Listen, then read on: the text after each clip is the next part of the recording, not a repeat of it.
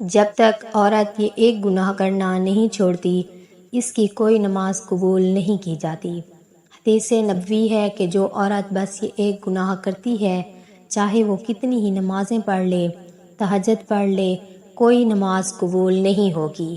زندگی میں ایک بار ضرور سن لیں۔ بسم اللہ الرحمن الرحیم۔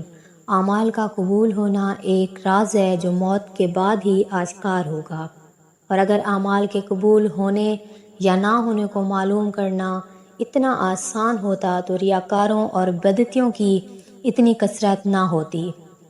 ہاں، البتہ شریعت نے قبولیت اعمال کی کسوٹی بتا دی ہے کہ عمل کرنے والا صحیح العقیدہ ہو، عمل عین سنت کے مطابق ہو اور خلوص پر مبنی ہو، اور اپنے نیک اعمال کو برباد کرنے والے گناہوں سے بچتا ہو، تو اللہ کے فضل کی امید رکھنی چاہیے۔ نیکیاں قبول ہونے یا مسترد ہونے کی علامات اور ہدایات کے عنوان پر ارشاد فرمایا، جس میں انہوں نے سعادت حج پانے والوں کو مد نظر رکھتے ہوئے کہا کہ کائنات کی تخلیق کا مقصد اللہ کی عبادت ہے، اور عبادت کی قبولیت کے لیے جد و جہد ضروری ہے۔ چنانچہ عدم ایمان کے باعث کافر اور منافق کا کوئی بھی عمل آخرت میں فائدہ نہیں دے گا، البتہ انہیں دنیا میں پورا صلہ دیا جائے گا۔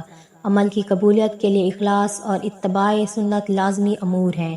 اخلاص کا مطلب یہ ہے کہ نیکی کا مقصود اور مطلوب صرف رضائے الہی ہو، جس کے لیے نیت بنیادی کردار کی حامل ہے، کیونکہ نیت کی وجہ سے چھوٹا عمل بھی بڑا بن جاتا ہے۔ اس کے ساتھ ساتھ اگر آپ نے کوئی نیک عمل کیا، اس کے اوپر گھمنڈ بھی اسے تباہ کر دیتا ہے۔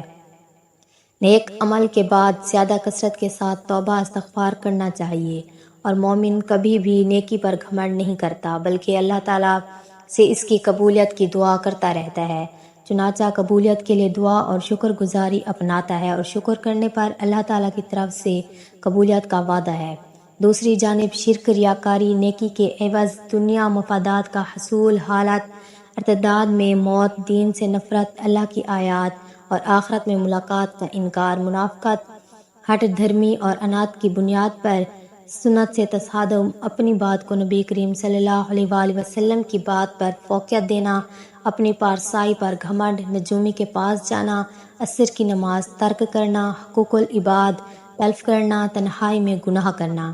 غیر شرعی مقصد کے لیے کتا پالنے سے نیکیاں مٹ جاتی ہیں، لیکن کچھ ایسی عورتیں جن کی نماز ان کے منہ پر ماری جائے گی، کیونکہ وہ عورتیں نماز تو پڑھتی ہیں اور جنت میں جانے کے لیے ان کے لیے صرف نماز پڑھنا کافی نہیں ہے کہ وہ انہیں جنت میں پہنچا دے، کیونکہ وہ ایسی عورتیں ہیں جو نماز خوب پالتی ہیں، خوب روزے رکھتی ہیں، کوئی روزہ ان سے نہیں چھوٹتا، مگر ان کی نماز کا کوئی فائدہ نہیں، اور ان کی نماز ان کو جہنم سے نہیں بچا سکتی، کیونکہ وہ ایسی نیکیوں کے ساتھ ایسے گناہ کرتی ہیں جو ان کو جہنم میں لے جائیں گے۔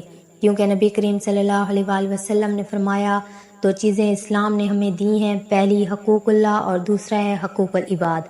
پہلے اللہ کا حق، اس کے بعد بندوں کے حقوق۔ اللہ کے حقوق میں نماز، روزہ، حج، زکوٰۃ اور بقیہ ذکر و اذکار شامل ہیں۔ بندے کو چاہیے کہ ان حقوق کو پورا کرے، اور اس کے بعد جو حقوق العباد ہیں وہ بہت مشکل ہیں، کیونکہ اگر آپ نے کسی ایک بندے کی بھی اگر حق تلفی کر رکھی ہو تو آپ کا بچنا مشکل ہے، کیونکہ اللہ تعالیٰ تو غفور و رحیم ذات ہے، وہ تو بخش دے گا، مگر جس بندے کی حق تلفی ہوئی اگر اس نے نہ معاف کیا تو آپ کے لیے بربادی ہے۔ ناظرین، اب ہم آپ کو ان عورتوں کے بارے میں بتاتے ہیں جن کی نماز یا کوئی بھی نیکی قبول نہیں ہوتی۔ رسول اکرم صلی اللہ علیہ وآلہ وسلم نے یہ بات بھی بیان کی تھی کہ جو عورت جوان ہو جائے اور سر پر دوپٹہ نہ رکھے تو اس کی کوئی نماز قبول نہیں ہوتی، اور آپ نے یہ بھی فرمایا جو اپنے بالوں کو نہیں ڈھانپتی اس کی بھی نماز قبول نہیں ہوتی۔ رسول اللہ صلی اللہ علیہ وآلہ وسلم نے ارشاد فرمایا، اگر کوئی عورت مسجد میں جاتی ہے عطر اور خوشبو لگا کر، جب تک وہ غسل نہیں کر لیتی تو اس کی کوئی بھی نماز قبول نہیں ہوتی۔ اس لیے فرمایا، اے عورتوں کی جماعت، تم میں سے اگر کوئی مسجد میں جائے تو خوشبو لگا کر نہ جائے، جب تک یہ عورت غسل نہیں کر لیتی تو اس کی کوئی عبادت قبول نہیں ہوگی۔ خاوند کی نافرمانی کرنے والی عورت۔ حدیث میں آتا ہے کہ 3 لوگوں کی نماز قبول ہونا تو دور کی بات، کانوں سے بھی اوپر نہیں جاتی۔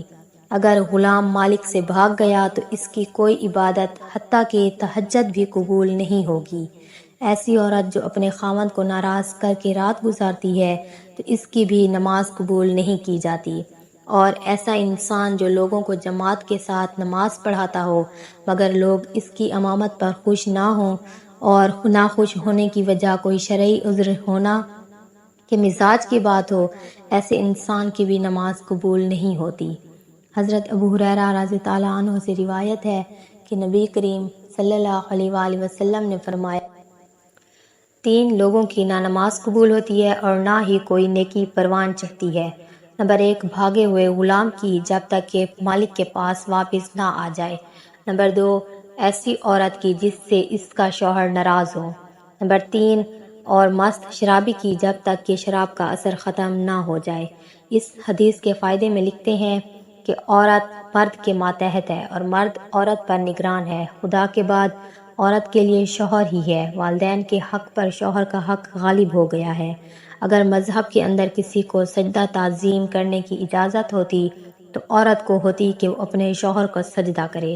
عورت کے لیے اس کا شوہر جنت یا جہنم ہے، کیونکہ اس کے حق کو ادا کر کے عورت جنت میں جا سکتی ہے۔ جس کا اتنا بڑا حق ہو بھلا اسے کیسے ناراض کیا جا سکتا ہے؟ جسے خدا نے رفیق حیات، ساتھی اور معاون بنایا ہو، جس کے بغیر دنیا میں گزارا نہ ہو، اسے کیسے ناراض کیا جا سکتا ہے؟ اس لیے اگر شوہر ناراض ہو جائے تو اسے راضی کرنے کی کوشش کرنی چاہیے، کیونکہ اس کے بغیر دنیا و آخرت کا نقصان ہے۔ حضرت عائشہ صدیقہ رضی اللہ عنہا سے مروی ہے کہ نبی کریم صلی اللہ علیہ وآلہ وسلم نے ارشاد فرمایا کہ بالغہ عورت کی نماز سر ڈھانپنے بغیر قبول نہیں ہوتی۔ اس حدیث میں نماز کے دوران سر ڈھانپنے کا حکم ہے۔ چنانچہ اگر عورت نماز کے دوران سر نہیں ڈھانپتی تو اس کی نماز قبول نہیں ہوگی۔ عورت کو نماز میں ہاتھ، پاؤں اور چہرے کے علاوہ سارا بدن ڈھانپنے کا حکم ہے۔ باریک لباس جس میں سے جسم نظر آتا ہو، اس میں بھی نماز نہیں ہوتی۔ عورتوں کو چاہیے کہ وہ نماز کے وقت موٹا دوپٹہ استعمال کریں۔ چہرہ دونوں ہاتھوں کلائیوں تک اور دونوں پاؤں ٹخنوں تک، ان تین اعضاء باقی اعضاء کو ڈھانپنا عورت کی نماز صحیح ہونے کی شرط ہے۔ اس کے بغیر نماز نہیں ہوگی۔ خواتین کا یہ کہنا ہے کہ جب بندوں سے پردہ نہیں تو خدا سے کیسا پردہ؟ بالکل غلط بات ہے، کیونکہ اللہ تعالیٰ سے تو انسان کپڑے پہن کر بھی نہیں چھپ سکتا، تو کیا کپڑے اتار کر نماز پڑھنے کی اجازت دے دی جائے گی؟ پھر بندوں سے پردہ نہ کرنا ایک مستقل گناہ ہے۔ جو عورت اس گناہ میں مبتلا ہو، اس کے لیے یہ کیسے جائز ہوگا کہ وہ نماز میں بھی ستر نہ ڈھانپے؟ الغرض عورتوں کا یہ شبہ شیطان نے ان کی نمازیں برباد کرنے کے لیے ایجاد کیا ہے۔ نماز کے دوران سر کھل جائے اور 3 بار سبحان اللہ کہنے جتنے وقت کھلا رہے تو نماز ٹوٹ جائے گی، اور اگر سر کھلتے ہی فوراً ڈھانپ لیا جائے تو نماز ہو جائے گی۔ نفل نماز بیٹھ کر پڑھنے کی اجازت ہے، گویا کہ بیٹھ کر پڑھنے کا آدھا ثواب ملے گا، لیکن فرض نماز اگر بغیر کسی وجہ یا بیماری کے بیٹھ کر پڑھی تو نہیں ہوگی، کیونکہ نماز میں قیام کرنا نماز کا اہم رکن ہے، اور یہ بات مردوں اور عورتوں دونوں کے لیے ہے۔ اگر ایک رکن بھی نماز کا فوت ہو جائے تو نماز نہیں ہوگی۔ لہٰذا جو مرد عورتیں بغیر مجبوری و معذوری کے نماز بیٹھ کے پڑھتے ہیں تو ان کی نماز قبول نہیں ہوتی۔ عورتوں کا جمع ہو کر نفل نماز جماعت کے ساتھ ادا کرنا بدترین بدعت ہے اور متعدد غلطیوں کا مجموعہ ہے، جس کی وجہ سے وہ سخت گناہ گار ہیں۔ نیل پالش اور آدھی آستین والی عورتوں کی تو انفرادی نماز بھی نہیں ہوتی۔ فجر کی نماز تو عورتوں کے لیے پہلے پڑھنا افضل ہے اور بقیہ نمازیں مسجد میں جماعت ہو جانے کے بعد پڑھنا افضل ہے۔ جمعہ اور عیدین کی نماز عورتوں کے ذمہ نہیں ہے۔ نبی کریم صلی اللہ علیہ وآلہ وسلم کا بابرکت زمانہ چونکہ شر اور فساد سے خالی تھا اور اس زمانے میں عورتوں کو شرعی احکام سیکھنے کی اجازت تھی، اس لیے عورتیں مکمل اسلامی حدود و قیود کے ساتھ مسجد جاتی تھی۔ اس میں عورتوں کو یہ حکم تھا کہ باپردہ جائیں، زیادہ زینت نہ کریں، میلی کچیلی نہ جائیں۔ اس کے باوجود عورتوں کو ترغیب دی جاتی تھی کہ وہ گھروں میں نماز پڑھیں۔ چنانچہ حضرت عبداللہ بن عمر رضی اللہ عنہ سے روایت ہے، نبی کریم صلی اللہ علیہ وآلہ وسلم نے فرمایا، اپنی عورتوں کو مسجدوں سے نہ روکو اور ان کے گھر ان کے لیے زیادہ بہتر ہیں۔ حضرت عبداللہ بن مسعود رضی اللہ عنہ سے روایت ہے کہ رسول کریم صلی اللہ علیہ وآلہ وسلم نے فرمایا، عورت کمرے میں نماز پڑھنا گھر کی چار دیواری میں نماز پڑھنے سے بہتر ہے، اور عورت کا پچھلے کمرے میں نماز پڑھنا اگلے کمرے میں نماز پڑھنے سے بہتر ہے۔ سنن احمد میں حضرت ام حمید سعدیہ سے مروی ہے کہ انہوں نے عرض کی کہ یا رسول اللہ، میں آپ کے ساتھ نماز پڑھنا پسند کرتی ہوں۔ نبی کریم صلی اللہ علیہ وآلہ وسلم نے فرمایا، مجھے معلوم ہے کہ تم کو میرے ساتھ نماز پڑھنا پسند ہے، مگر تمہارا اپنے گھر کے کمرے میں نماز پڑھنا گھر کے صحن میں نماز پڑھنے سے بہتر ہے، اور گھر کے صحن میں نماز پڑھنا گھر کے احاطے میں نماز پڑھنے سے بہتر ہے، اور احاطے میں نماز پڑھنا محلے کی مسجد میں نماز پڑھنے سے بہتر ہے، اور محلے کی مسجد میں نماز پڑھنا میرے ساتھ نماز پڑھنے سے بہتر ہے۔ راوی کہتے ہیں کہ حضرت ام حمید رضی اللہ عنہا نے یہ فرمان سن کر اپنے گھر کے لوگوں کو حکم دیا کہ گھر کے سب سے دور اور تاریک ترین کونے میں ان کے لیے نماز کی جگہ بنا دی جائے۔ چنانچہ ان کی ہدایت کے مطابق جگہ بنا دی گئی، اور وہ پھر ساری زندگی وہاں نماز پڑھتی رہیں، یہاں تک کہ اللہ تعالیٰ سے جا ملیں۔